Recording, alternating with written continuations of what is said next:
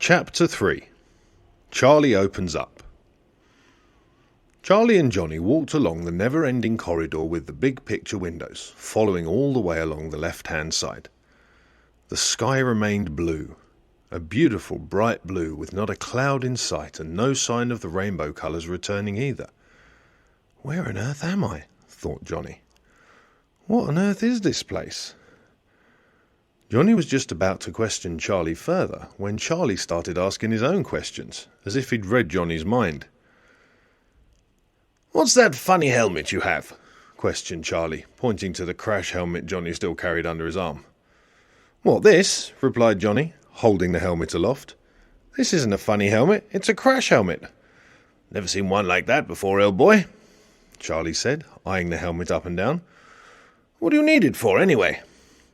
"Well, actually," said Johnny, "I'm a racing driver. The last thing I remember doing was making an attempt on the land speed record over in America." "A racing driver, eh?" Charlie cried. "I always wanted to have a go at that. I think I probably would have as well if the war hadn't intervened.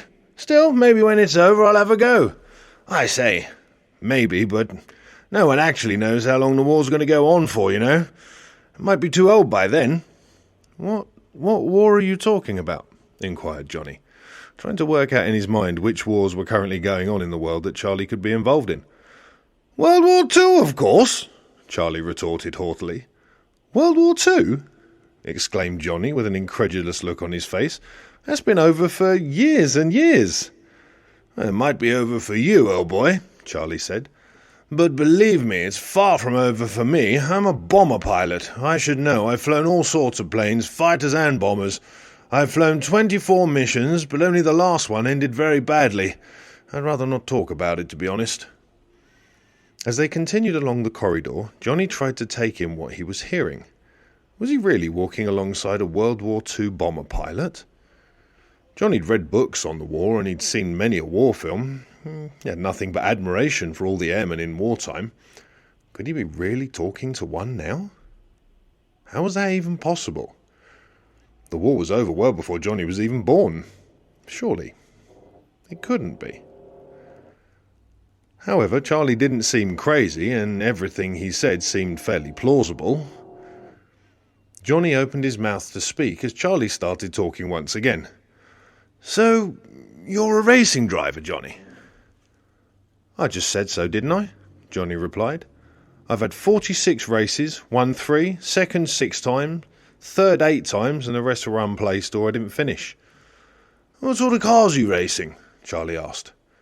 "Well," Johnny continued, "I've raced all different sorts, but mainly sports cars. I've got a friend who owns a Cooper racing team. Let me have a go once. It's a few years old then, but boy did it go. What a car." "I've got a sports car, Johnny," Charlie said excitedly as their eyes met. "Really?" said Johnny. "What is it?" "It's an MGTD," said Charlie. "Nearly all the boys at the airbase have got one, but almost every one of theirs are red, so I thought it'd be a bit different to get a dark blue one. Also had a supercharger fitted to it, and boy does she shift, Johnny. Nearly crashed her not long ago. I was really motoring along the country lanes near the airfield, and I didn't realise the brakes were getting spongy until it was almost too late. Luckily, I just pulled her up a few feet short of a ditch. The brake pedal was almost on the floor. Turned out I had a dodgy front brake hose. Still, had it changed down, it was fine after that." "And where is it now?" inquired Johnny. Charlie's shoulders seemed to droop, and he took some time to speak. When he did, his voice was almost cracking with emotion. "She's, still on the airfield, parked by the mess. You know, most of the chaps would leave their hoods down when they went on a mission to kind of show that they'd be back, and they'd be the ones to raise the hood. I used to do the same, but funnily, last time I took off, I left the hood up. I'm still not sure if that was a good or bad thing, but at least the old girl's not getting rain on the inside. Sadly, though, I didn't make it back that time. Maybe if I'd left the hood down, I would have made it, eh, Johnny?" "Yeah," said Johnny, trying to think of a way to console Charlie, who seemed to get more and more depressed with every subsequent question. Life is full of ifs and buts. "Absolutely," agreed Charlie. "And you could go back a few times. Maybe you'd make the right decision second time round." "I wouldn't guarantee it, Charlie," Johnny pointed out, trying to be realistic while at the same time trying to appear understanding. No, I suppose not, said Charlie, looking down at his feet. Suddenly he looked up with a smile. Hang on, Charlie almost shouted. You say you were making an attempt at the land speed record? Yes, Johnny replied with a slight grin. Didn't go quite the way I'd hoped it would. Oh dear, Charlie grinned back. Don't tell me you crashed. I'm afraid so, Charlie, Johnny grinned back gingerly. I can vaguely remember turning over and over. Best not try and remember too much, old boy, Charlie said with a smile. Believe me, if you remember too much, it'll be painful. Sometimes it gets too much for me to bear. I keep on and on thinking I'm to blame for everything, and I made a mistake that was far too costly for others, and, it's really rather depressing. I'm really sorry, Johnny said sympathetically. Do you want to talk about it? Not really, no thanks, replied Charlie. Maybe I'll tell you when we're in the air. I'll be more relaxed then. Let's just walk for now.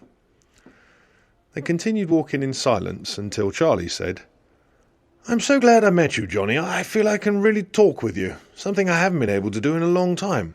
Oh, thanks, Johnny replied. I'm sure we'll get along fine. Sometimes you meet people you just seem to get along with straight away.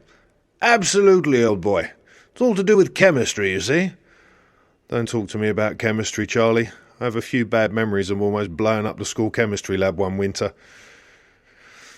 The only fact that my father did the school's dodgy accounts that kept me from being expelled. He used to doctor the books to make the headmaster look honest. It must have been a big bang, Charlie said, trying not to laugh. It did, Johnny replied with a huge grin. Blew all the windows out of the chem lab and singed the eyebrows right off Professor Lippman. They both fell about laughing.